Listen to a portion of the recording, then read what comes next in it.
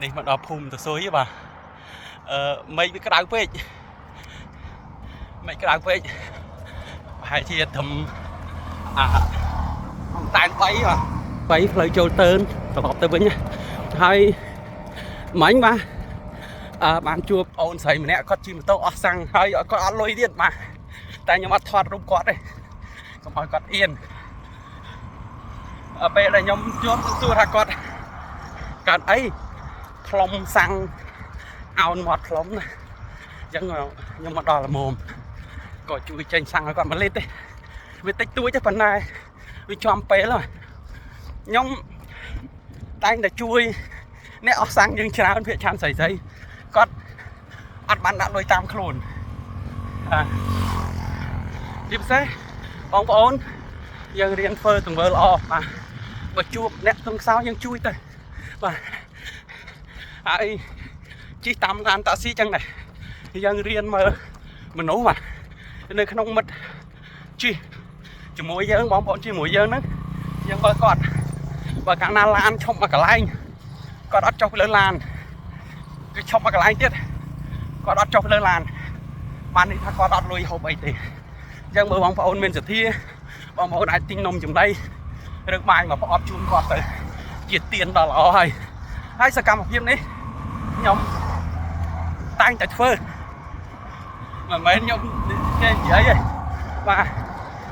ព្រោះខ្ញុំតែងតែធ្វើបាទខ្ញុំលើកយកឲ្យបងប្អូនដើម្បីរៀនធ្វើតាមបានអ្នកដែលមិនតាន់បានធ្វើបាទបើអ្នកបានធ្វើហើយធ្វើបន្តទៀតបើអ្នកមិនតាន់បានធ្វើបែបហ្នឹងសូមធ្វើបាទសេចក្តីល្អនាំឲ្យយើងសុខសប្បាយសេចក្តីល្អ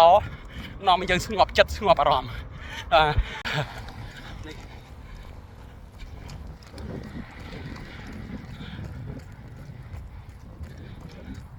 រត់ទៅខាងអូជេងពីបានលងមកទៅអូជេងហើយត្រឡប់ទៅវិញ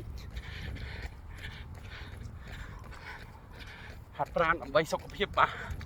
យើងសុខចិត្តធ្វើកម្មរាងកាយដោយខ្លួនយើងកុំឲ្យអ្នកដទៃធ្វើកម្មរាងកាយជំនួសបាទអ្នកដទៃនោះគឺជំងឺបើសិនយើងធ្វើកម្មនៅរាងកាយខ្លួនឯងអញ្ចឹងវាជំងឺអត់ធ្វើកម្មឲ្យយើងទេប៉ុន្តែបើយើងមិនធ្វើកម្មរាងកាយដោយខ្លួនឯងជំងឺអ្នកជំនួសបាទចូលមកធ្វើកម្មឲ្យរាងកាយរបស់យើងទៅពេទ្យបាទអញ្ចឹងរីបងប្អូនចូលរួមហាត់ប្រាណទាំងអស់គ្នាយើងធ្វើកម្មរាងកាយលើយើងអាចកំណត់ម៉ោងពេលវេលាធ្វើបានតែបើជំងឺវាអ្នកធ្វើជំនួសឲ្យយើងធ្វើកម្មរាងកាយជំនួសបាទ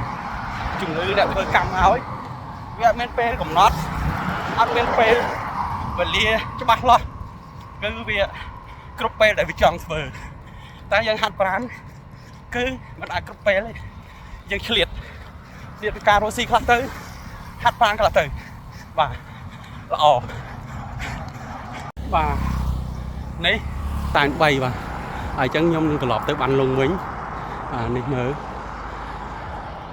paused ត្រឡប់ទៅបានលង